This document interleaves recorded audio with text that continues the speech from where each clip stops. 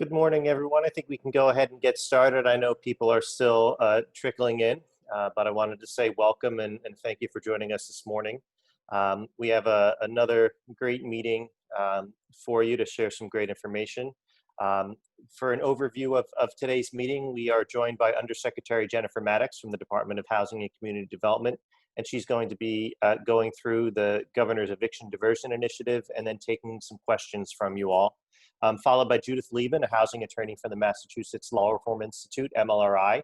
And Judith will be reprising her role. She talked on our last call about eviction moratoriums, and now she's going to be talking about the federal moratorium and providing information on that now that that's in effect. And then we have Ellen Shachter joining us. She's the director of the Office of Housing Stability from the city of Somerville.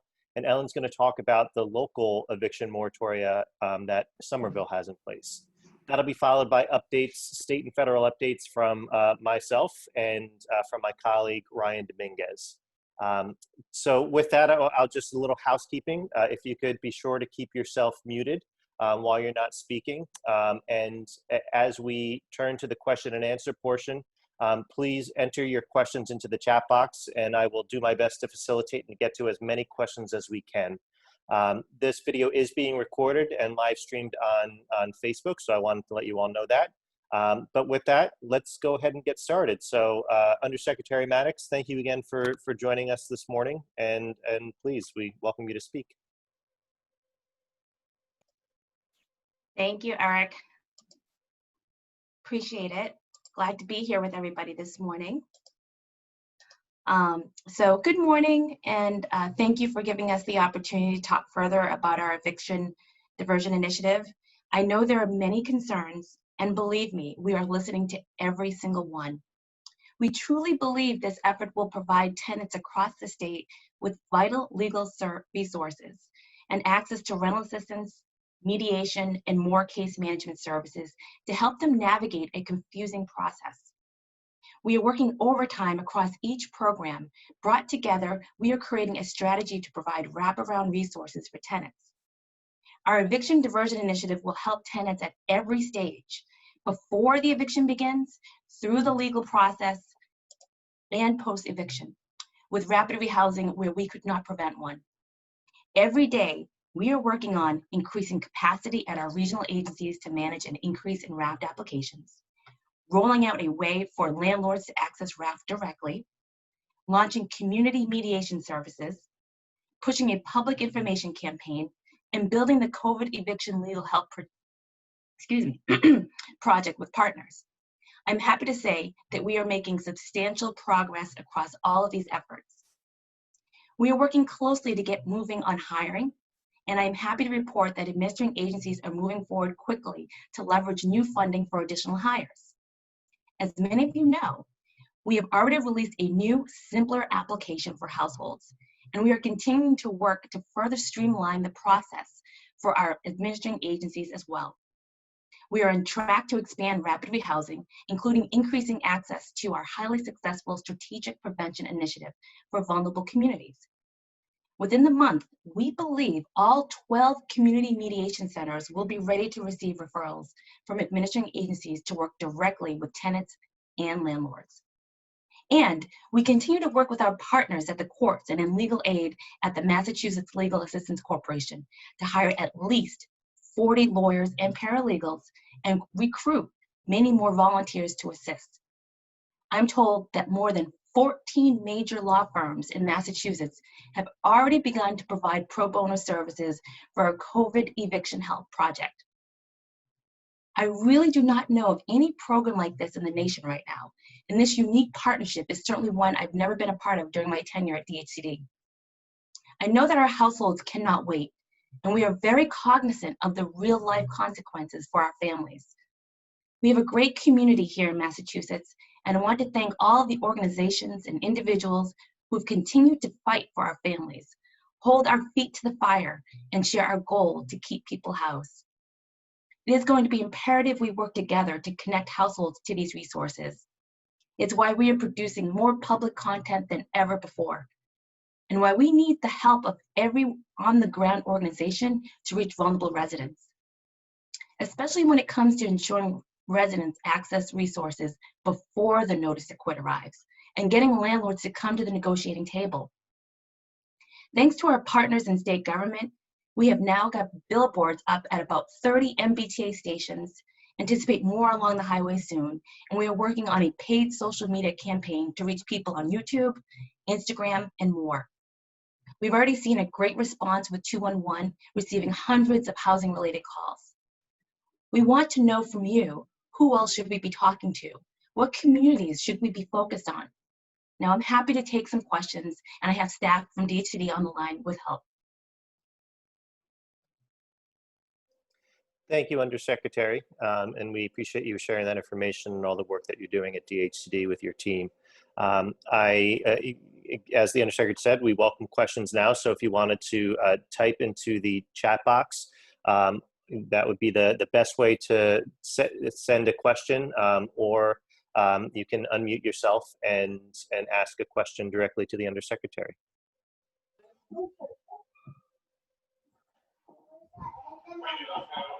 I have a question. This is Ellen Shachter. Thank you so much for the great work on the Eviction Diversion Initiative. It's really some positive movement. We had sampled trying to use the 211 system, and the prompts were all in English, and the wait time at that time, I think we tried about like 4 days ago, was almost 2 hours unless you arranged a callback. So I'm just trying to see where that is going. Are there going to be prompts in multiple languages, and what you're seeing as the possibility of really getting that wait time down for the 211 system?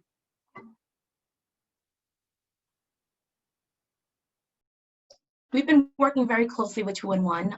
I know that before, I know staff at DHCD was even testing it before it actually truly went live. We wanted to know what the response time was. We're getting nightly reports in terms of the number of calls.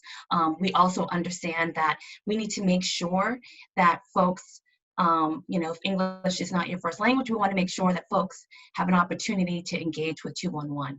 And so I believe that it will be, there should be prompts when you call in terms of what language that you need. But if there's someone from DHCD staff that wants to elaborate, if that has happened yet, I know that was something that we were working on. Thank you. A question from the chat box. In regards to RAFT, can people who have been affected by COVID, can they apply for RAFT funds even if they aren't behind in rent yet? Well, you have to be income eligible for RAFT. So, if you're not behind in rent, RAFT was always meant to be a homeless prevention program. And so you have to be income eligible. And so if you're not behind in rent, I would probably say that you are not eligible, but I would defer to my RAFT experts on that. Because there are other things that you could use RAFT for, not just for rent. It could be used for first and last months. It could be used for utilities. It could be used for moving expenses.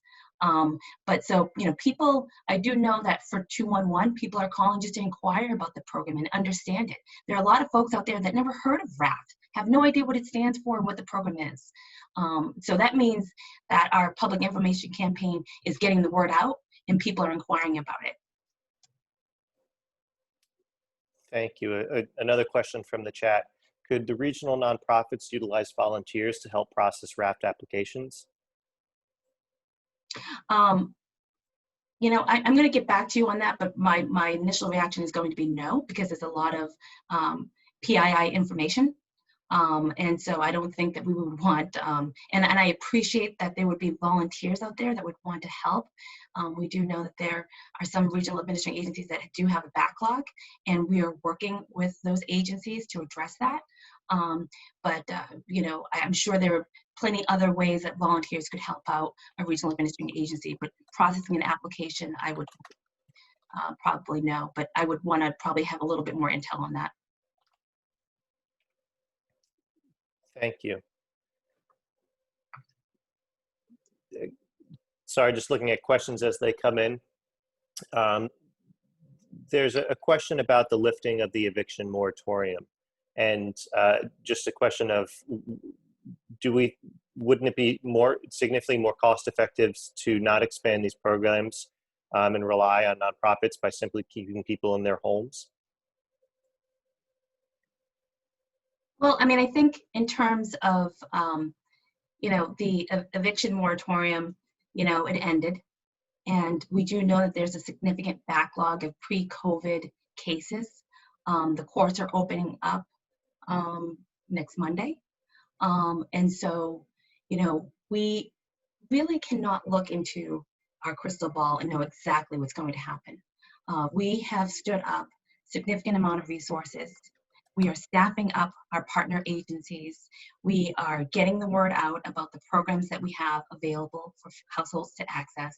But we do understand that the courts are going to have to get through that significant backlog. And we also don't know what's going to happen at the federal level and whether or not Congress is going to pass something.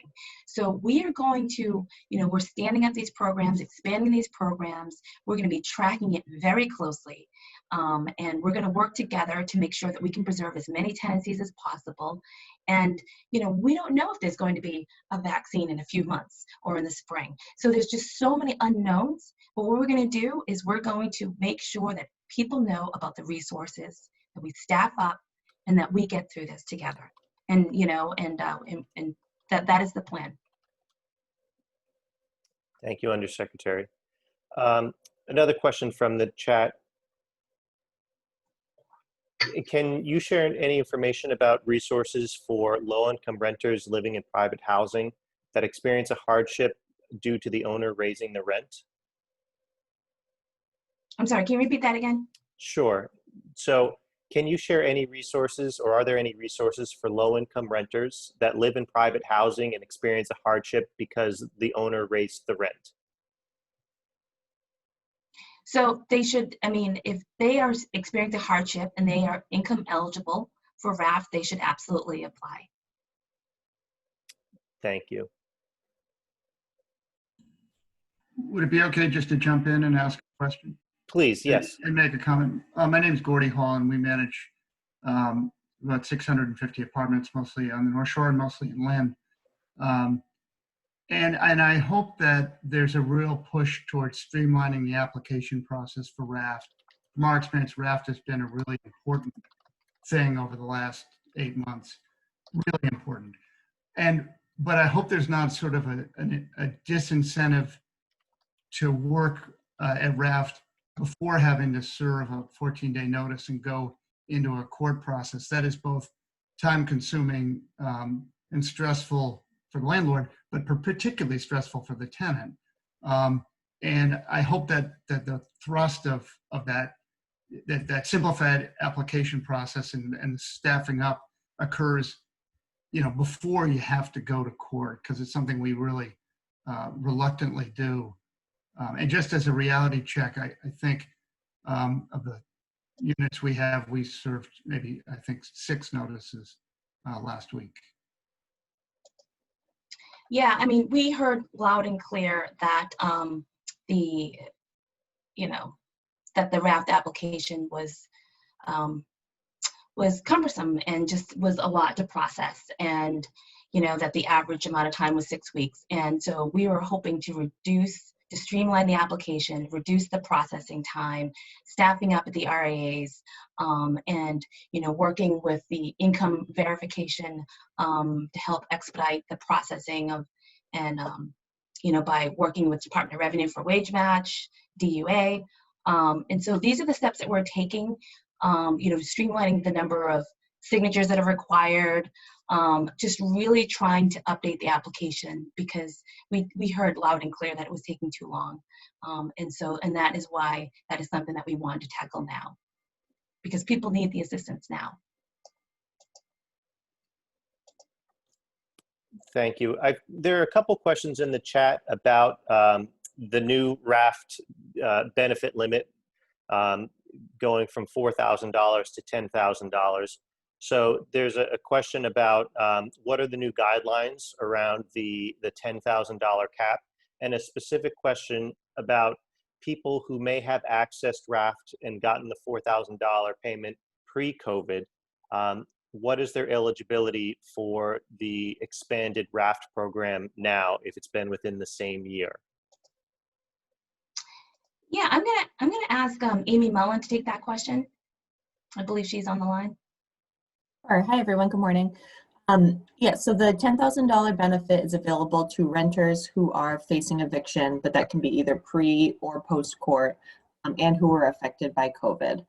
So they've had a financial hardship that is making them ineligible, or sorry, financial hardship that's making them at risk of homelessness, again, either pre or post court. And by accepting a benefit above $4,000, up to the $10,000 cap, their landlord is agreeing to keep them housed for at least 6 months or through the end of June 2021 if they have school-aged children. And that could be, RAFT can pay ongoing stipends toward the rent. It can cover arrears if they owe them. And if the total cost of keeping the tenant housed for more than 10 months or for the 6 months is more than $10,000, and that's where the landlord and the tenant may need to agree to, either a repayment plan or some rent forgiveness to make that work. But in those situations, if they're affected by COVID, they can get up to $10,000. Thank you, Amy. A few questions about the ability to check the status of raft applications, both in sorry, I'm just reading this, the raft application through the Cognito form, and the ability to check on that status of the application, at least in the Boston area, saying that is there a way to check that? And also a related question of we've heard that folks who have applied but not heard anything back, how can they find out the status of their application and where it is in the process? Yeah, Amy, do you want to take that one again, please? Sure. Yeah, so the best way is really to reach out to the regional administrating agency with the caveat that, like Jennifer said, there have been a lot of applications. There's a high demand, and we encourage folks to, be as patient as they can. At the same time, we understand people are in crisis and they're looking for an answer quickly. Once an online application is processed by the RAA or accepted by the RAA, it will be assigned to a case manager. And so going forward, that case manager is really the best point of contact for the applicant and the landlord. Thank you. Another question about the $4,000 to $10,000 cap increase. If someone filled out an application before that cap was increased and it was just at the $4,000 limit, do they need to fill out another application to access up to $10,000? They can use the same application if it hasn't been approved yet. So we've given directions to the RAAs that, if they got an application maybe at the beginning of October that hadn't been processed yet, once we increase the benefit to $10,000 on the 19th, they could kind of consider those pending applications for the new benefit. There's no problem with that. The only case where someone would have to reapply is if they got assistance already and now they're saying, that wasn't enough, I need this extra benefit. They would need to do a new application at that point. Thank you, Amy. A question on communication materials. Can DHCD share new print materials so that we can help get the word out and share them with housing counseling and other partner agencies? Oh, absolutely. Sam, would you like to speak to that?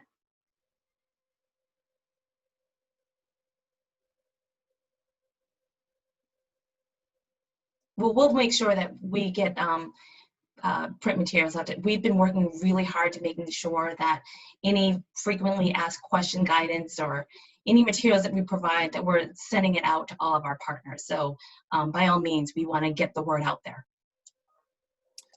Thank you. And Sam had put into the chat about 211 as an FYI that there is an on-demand translation service and callers can choose the language at the beginning of the call. We have time for just another few questions, if that's okay. So I'm going to ask, if there are any other questions, please type them in, but get to the next maybe one or two. Has DHCD determined how much of the COVID raft response funds will be available for the expanded population of households, i.e. those without children under the age of 21? So far, we've not set any restriction on that. Right now, the program's open both to those with children under 21 and without. Thank you, Amy. And a question, what kind of temporary or transitional housing is being developed to accommodate those who cannot find a new unit that they can afford? And how will these be kept COVID safe? Yeah, I'm gonna have to get back to you on that one. You know, I think right now our primary focus is to make sure that we're keeping as many households housed as possible. We've expanded as, you know, if in the unfortunate situation where someone is evicted, you know, we are definitely have our safety net programs. You know, we have home base to help people, you know, rehouse. We have SPI, and we have also the METAR program. So we have those programs to make sure that folks do not fall into shelter. And obviously we're continuing to develop housing. I mean, we're doing a lot in terms of the housing development side. You know, we're focusing a lot of attention on the eviction, but we're still building a lot of affordable housing as we speak right now. Hey, Jennifer, can you explain what METAR is? You know, I know that wasn't one I was super familiar with, so others on the call may not be as well. Oh, okay. All right. So METAR was basically stood up when after Hurricane Maria. And so following Hurricane Maria, METAR stands for the Massachusetts Evacuee Temporary Assistance Reserve, and it provides up to $10,000 of funds to families and individuals and couples for up to a 12-month period to assist with the moving expenses, rent, and first or last month's rent, security deposit. And so, you know, these funds are transitional support, and you know, it cannot be used though for rent and state-aided housing. But you know, this METAR program is really just to support households in transition in the context of COVID-19. And METAR is administered by the RAs, and you know, the referrals come from the family resource sectors. Thank you. Well, I wanted to thank you for joining us this morning. We really appreciate you sharing your time and about all of this. All of this, I'm just trying to see if there are any other questions that came in. As we continue in this, I'm hope that people will continue to reach out to DHCD, to go to their website, to refer people to 211. And also, you know, I'm sure reach out directly to any of the staff at DHCD, reach out to us and we can contact DHCD. We just hope that we can keep lines of communications open as we all work to address the very real challenges that we're facing. So again, thank you, Undersecretary, and to the staff at DHCD, and hope to see you again on a future call. Yes, thank you for having us. Appreciate it. Keep up the great work. Thank you. And so now I wanted to turn to Judith Liben from MLRI, and she's going to share about the federal eviction moratorium, to talk about the protections that are currently in place to protect those who may have trouble paying rent because of COVID, and keep them stably housed. So Judith, I welcome you to speak. Thanks. Hi, everyone. Can you hear me? Is it working? Yes. Okay, a couple of quick things first. Would somebody from CHAPA tell me about a minute before it's time for me to stop so I'll know how to wrap up? Sure. And I also want to say there are many people on this call who are on the ground in community groups, in the courts, and elsewhere who may be closer to the questions about this moratorium than I am. So I'm looking forward to anything that people have to say afterwards, including challenging what I have to say, so and questions. So thank you. Thank you so much to the Undersecretary and her team for describing this remarkable effort, which is just starting, as you said. And the fact that it's just starting could make this moratorium even more useful, since it is a temporary moratorium until December 31st, which could take some of the pressure off of the courts and off of other agencies, while so much of what you're working on gets put into place more firmly. So let me give you the basics. Let me update how this CDC moratorium is working so far in this state. Most of you know the basics of the CDC order, so I'll give a 1-minute recap and I'll talk even faster than Ryan, if I can. It is a public health order. Purpose is to temporarily stop evictions and homelessness in the midst of this now worsening pandemic.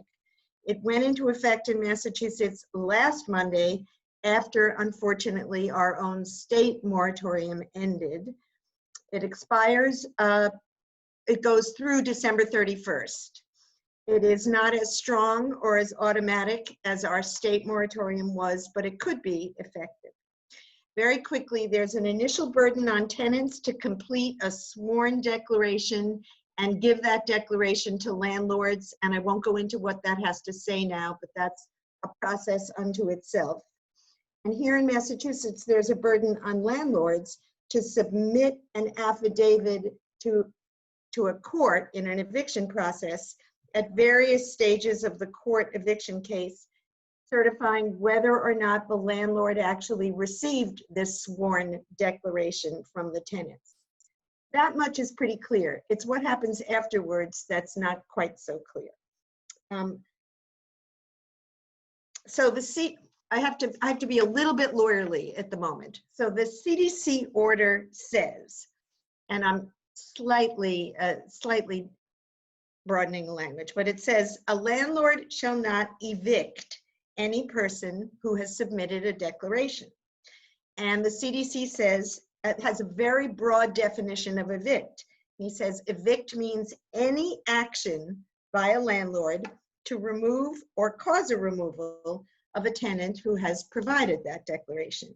So when this order came out, it seemed pretty clear to everyone that any action means at least filing a summary process case. And for those of you that don't know, summary process is our word for eviction cases. Filing a summary process case and continuing a summary process case. And just like the new Supreme Court Justice, in this case, I am a textualist, which means that I believe that the plain words of an order or a statute mean what they say. So if this order were implemented, as that may be the only similarity between myself and the new Supreme Court, if this order were implemented as written, landlords couldn't take any action to evict protected tenants until January 1st. That could mean that the chaos, and there still is chaos in our courts today while all of the efforts are getting started, that the chaos in our courts today with thousands of backlogged and newly filed cases could be reduced, that number of cases could be reduced until January 1st if this order were implemented as it says. And that would give the courts and tenants some breathing room while this wonderful menu of the administration's diversion initiatives are put into place, and that's going to take some time. And while we all keep working on legislation for longer term stability. So the trouble is this. After the president, after bragging about the moratorium as part of his re-election campaign, the Trump administration and the Department of Justice under Bill Barr decided, along with landlords who filed a suit, that this public health order had gone too far.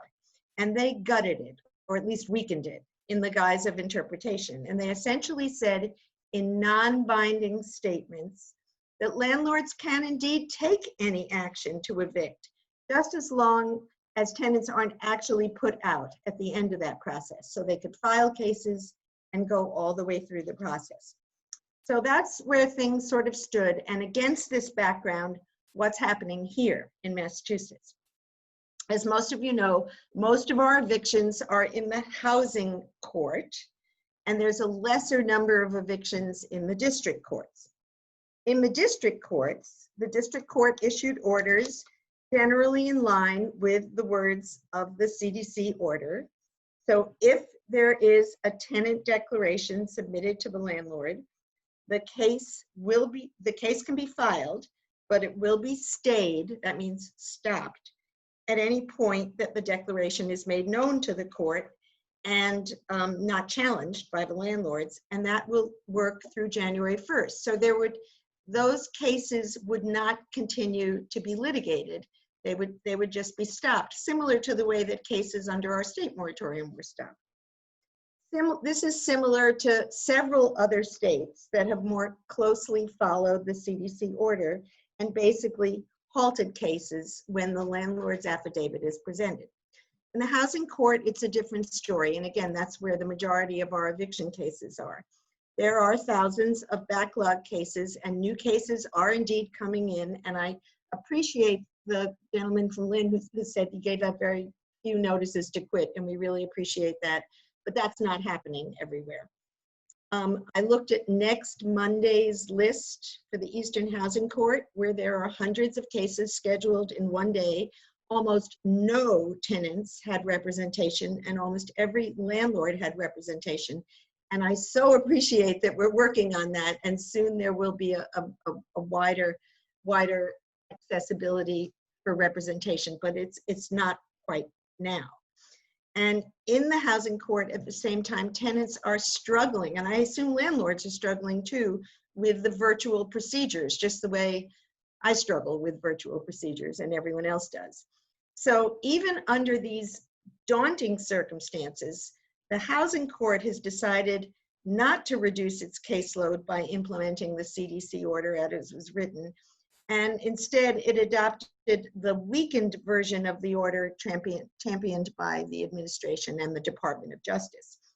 So here's how I believe it works in the housing court, and I'm really happy to hear from anyone else who's, again, closer to the day-to-day procedures. Even if a tenant declaration is received, landlords can take any action to evict. They can file new cases, continue to prosecute pending cases all the way through the process until the execution stage, where the case will be stopped until January 1st.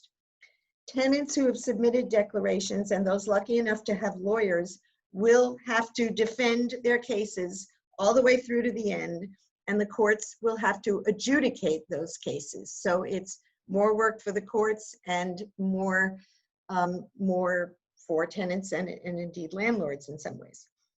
In this case, we are less progressive than, for example, Texas, North Carolina, Rhode Island, New Hampshire, Iowa, and many counties in Pennsylvania who have pretty much adopted the original understanding of the CDC order. So we still have a lot to do to get the most benefit we can from the CDC order to put the brakes on eviction procedures while the diversion initiatives, which people are working so hard on, and a really big project, while those are worked on and put more firmly into place, and while longer term solutions are found. And I think I did it in record time. Thank you, Judith. Thank you for sharing that information. I wanted to give an opportunity for people to ask any questions or that they have for Judith. So please type them into the chat box, or you can unmute yourself and ask Judith a question.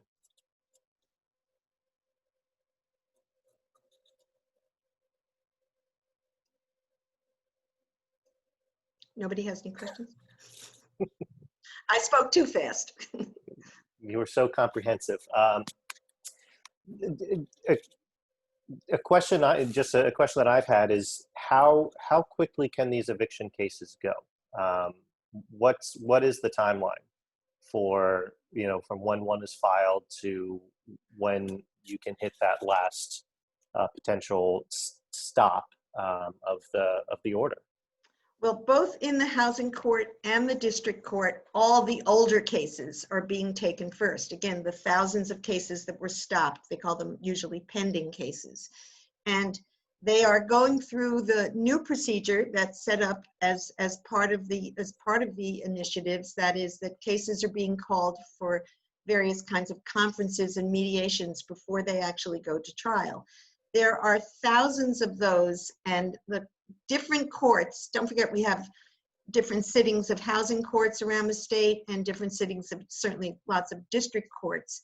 and they all have a different timeline depending on how many backlog cases they have and how complete a job they're doing in these conferences and mediations, how much they're alerting tenants to the resources that the administration has described, how much, to what extent they're asking tenants whether they know about the CDC declaration and help them figure out where to go to fill it out. So as I say, there are hundreds of cases on for Monday. So I don't know how fast those can work. So the older cases are taken first. Newly filed cases, unless they're emergencies of some sort, newly filed cases are going to have to wait. Some of the courts tell us the newly filed cases won't be heard until next year. Other courts say, well, maybe we can get through it quicker. So I think it depends court to court. And again, there are people on this call who are probably working through these issues in their own courts. Does that help, Eric? Does that get there? Yes, thank you. And a question in the chat box: assuming that a case is filed in housing court, what option does a tenant have, if represented, to move a case to district court? None. Ellen, is that correct? There's no option. There's a law that says you can transfer from the district court to the housing court. Either landlords or tenants can do that. They can go from district court to housing court, but not from housing court to district court. I've been asked that question a lot in the last week, believe me. And Ellen agrees. She wrote a tenant cannot remove a case from housing court to district court, but you can do it the other way around. So thank you for confirming. I look at Ellen to nod one way or the other whenever I answer. I've had a question posed to me about a case of what it means to not be able to pay your rent. In a case where if you can't afford your rent because it has been raised, would that qualify under the federal eviction moratorium protection? Okay, so what Eric is talking about, the declaration, which I didn't describe as I was running quickly through what the CDC moratorium is, has different boxes for the tenant to check. And one of them is essentially that they're unable to pay the full rent, either because of a loss of income or medical expenses. So it doesn't say unable to pay the full rent because the rent went up. But if at the same time you've had a loss of income or you have extreme medical expenses, that should work. And it depends to what extent, again, how courts, how much latitude courts are going to give tenants under these declarations. Thank you. And similar question is coming about would increased childcare costs due to school closure, but not necessarily medical costs. Would that be able to qualify? If at the same time you had a loss of income, and remember the loss of income under this moratorium doesn't have to be directly related to COVID, it's just a loss of income. If your expenses went up and if your expenses went up, but you did have a loss of income or extreme medical expenses, it should work, should. Thank you, Judith. Well, I wanted to thank you so much for joining us this morning and for sharing that information. Again, I hope as people have more questions, they feel free to reach out to us at CHAPA and we can figure out how to find an answer. Or to check with Judith, go to MLRI's website. They have a lot of great information there. Right, you can go to masslegalservices.org. The public site has some information posted. Many agencies have things posted, and masslegalhelp.org. Thank you, Judith. So turning from the federal moratorium to what individual communities are doing or can do, I invite Ellen Shachter, again, she's joining us from the city of Somerville, to talk about a local moratorium that the city of Somerville has in place. So Ellen, could you describe that? I can. Thanks so much. Thanks so much, Eric and CHAPA, for having this forum. I was going to talk about a couple of things that the city of Somerville has done on a municipal level to address the pending evictions. The first that we're talking about that Eric had mentioned is a local moratorium on physical levies. This does essentially the more conservative version of what the federal moratorium does. It essentially says that whether or not a tenant has been evicted by a court of law, based on the city's emergency powers to deal with the public health crisis that ensues if somebody is evicted and forced to either double up or become homeless during COVID, that a levy cannot happen in the city of Somerville so long as this emergency declaration and emergency public health problem is pending.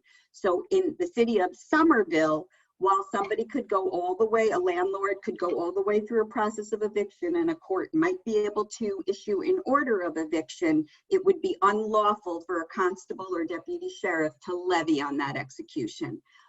There are other municipalities, a few others, that also have this kind of emergency order in place. And the mayor of Somerville, as some of you may have heard in various forums, is very, very committed to doing everything possible to prevent the spread of COVID. And we feel strongly that not forcing people into doubled up situations on the street or shelters is a really important part of that public health emergency. And this emergency order was under those public health emergency powers. So that is one piece, and I'd like to talk about a couple of others, if that's okay, and then take questions on our others. A second thing that the city of Somerville has done is that we have enacted an ordinance called the Housing Stability Notification Act. And under this act, it is required that anytime a notice to quit is served by a landlord, that landlord has to provide information about resources in the community and about tenants' rights and obligations during an eviction process. So in the city of Somerville, a landlord must provide those documents at the notice to quit stage. And the reason that is so important is because you've heard a lot about that there is backlog in the RAFT program. There are backlogs in other programs. If tenants get that information at the notice to quit stage, then they have time to work out whatever it is their needs are in relation to obtaining rental assistance. So we passed that as a local ordinance. It's in place. There's an initial warning for any landlord so they don't run into a problem because they didn't know about this. And there is a fine that can be issued by the city of Somerville if those documents are not served with the notice to quit. And the last thing I would say, and then I'm happy to obviously take any questions, but we are doing a citywide mailing to all residents in the city of Somerville to notify them about where they can go for legal counsel, a little bit about the Eviction Diversion Initiative, where they can go for rental assistance, and that is going out to every resident of the city.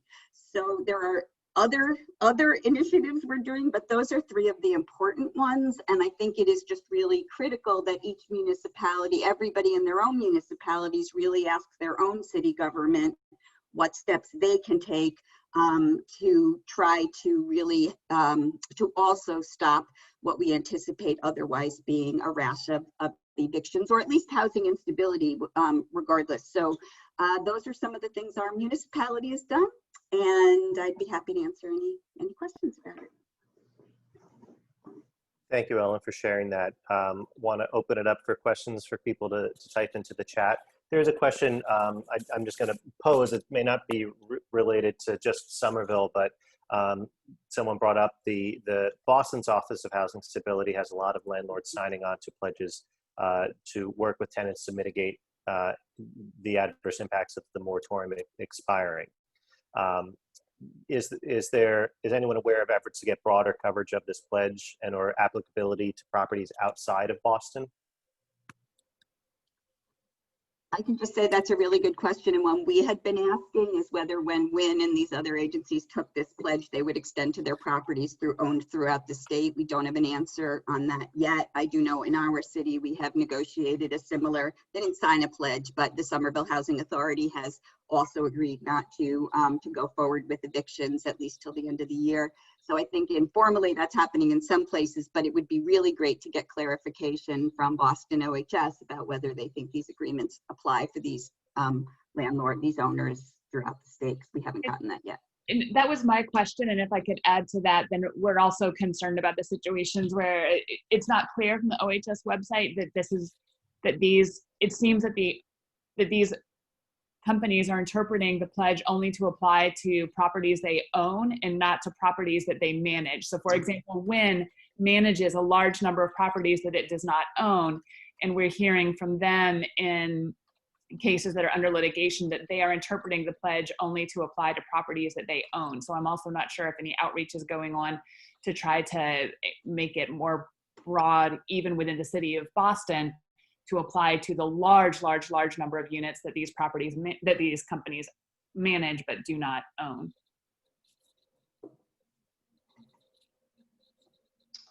Hi, this is Francis from Mass Housing, and I don't know if this was covered. I had to step out for a moment, but we worked on a Massachusetts-wide pledge, very similar to the one that Boston put together, and we got most of our largest borrowers to sign on, again, for properties that they own and manage, because they can't, as solely managers, they can't speak for owners, but it includes Beacon, HRI, NeighborWorks Housing Solutions, Preservation of Affordable Housing, the Community Builders, Trinity Financial, and Wynn Companies.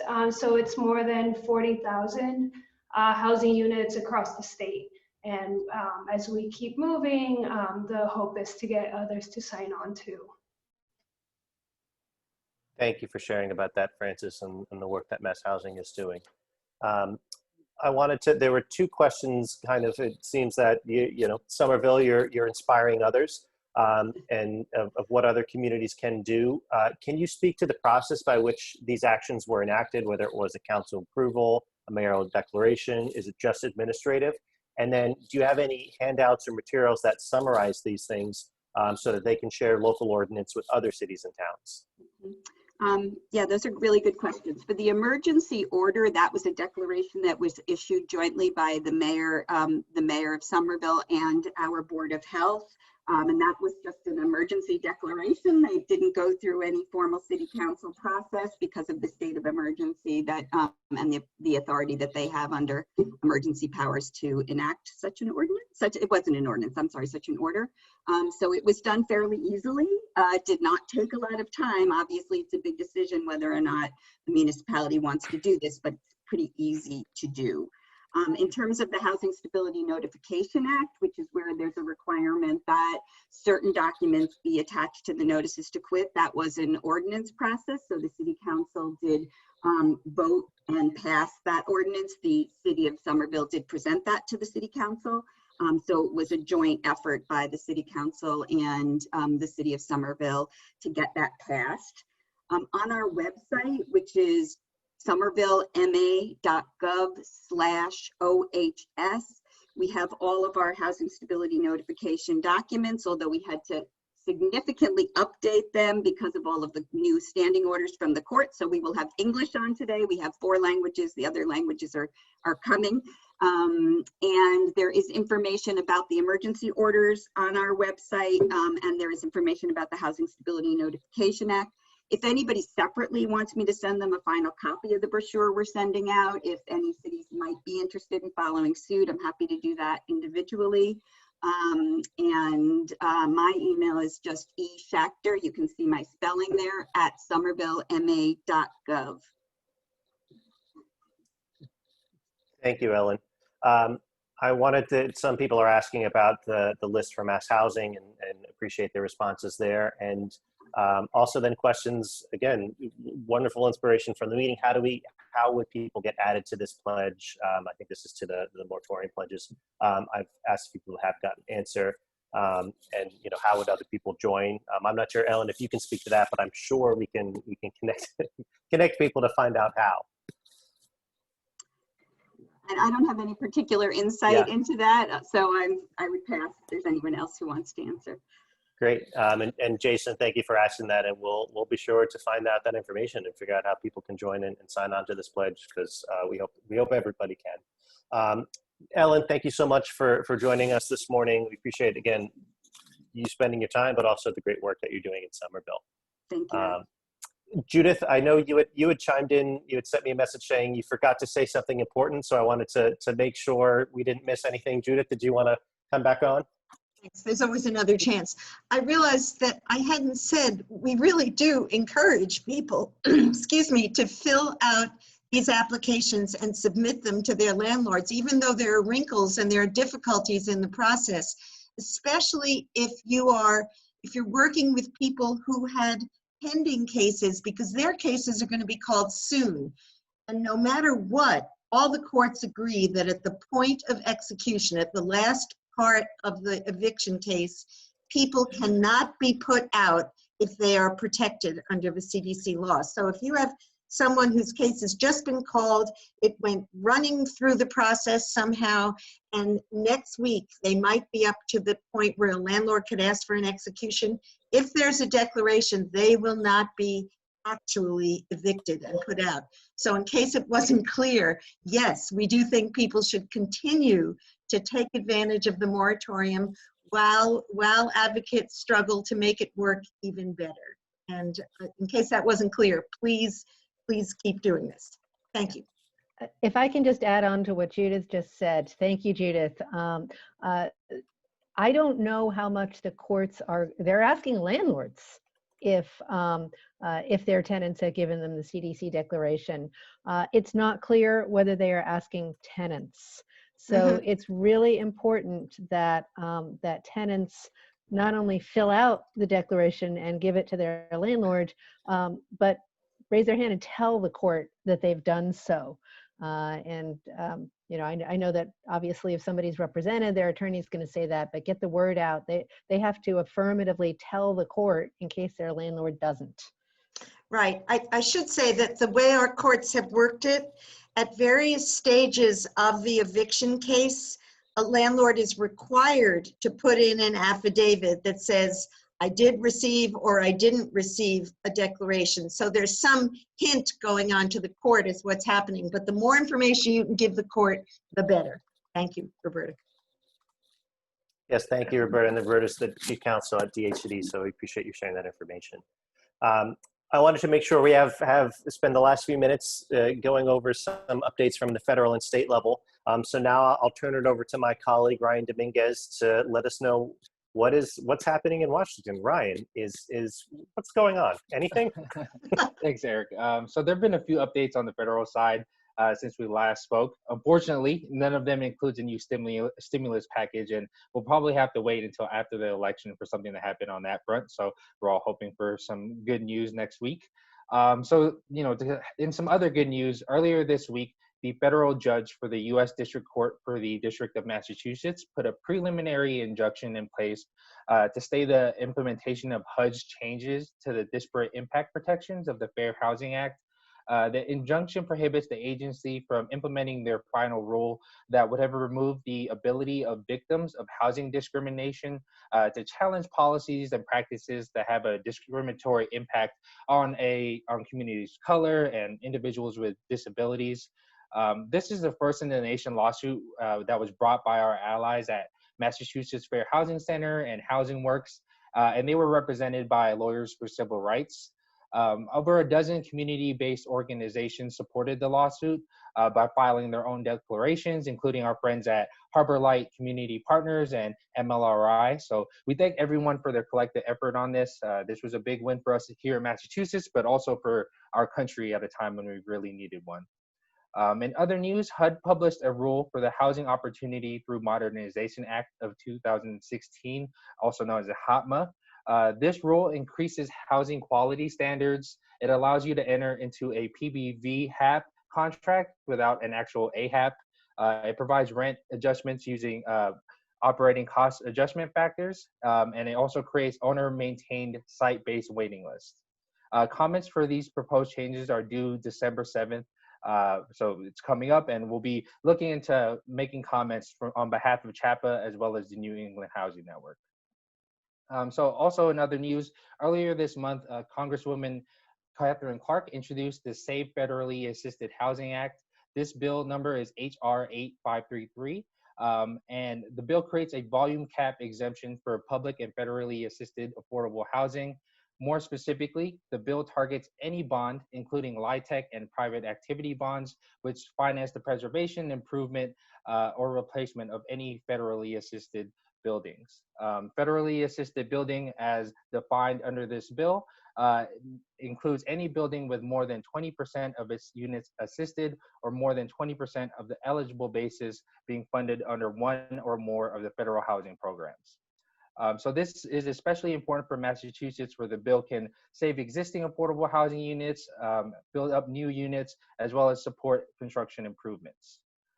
So Catherine Clark's bill will be part of New England Housing Network's priorities, and we're actually putting together a priorities memo for a new administration that will include priorities for response and recovery of COVID-19, as well as an in-depth overview of some of the housing issues that we face in the region, including homelessness, public housing, some of the regulatory issues and that kind of thing. So I would really love to hear from all of you about some of the federal programs that you would like to see either funded more or some legislative changes for them.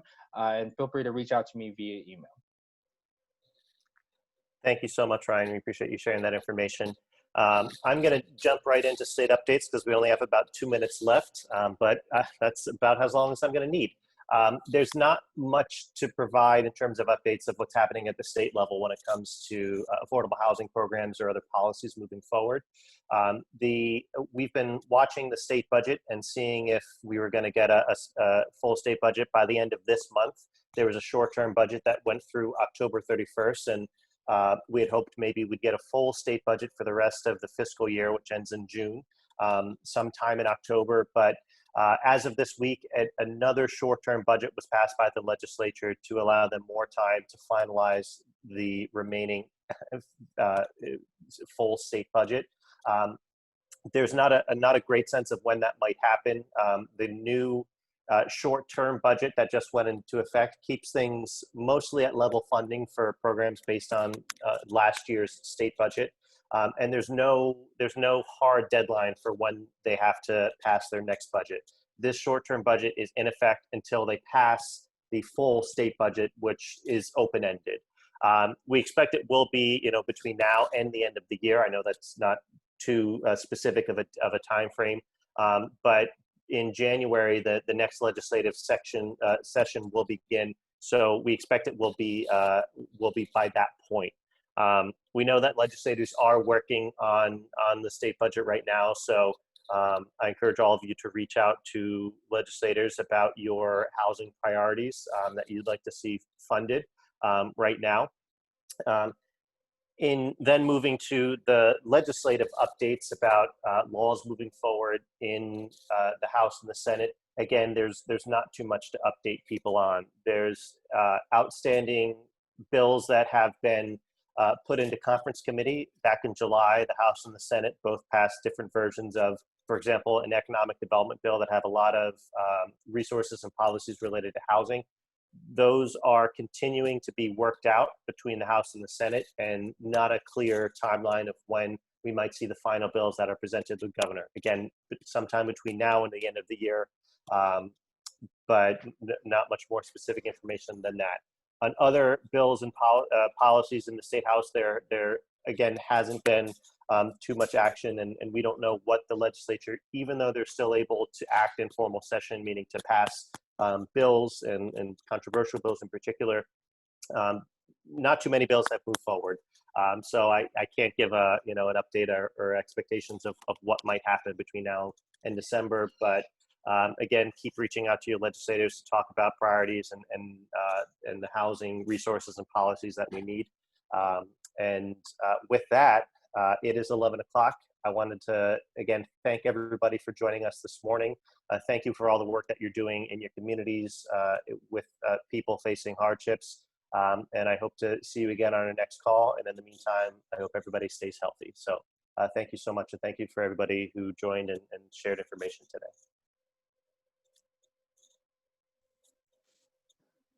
Thank you.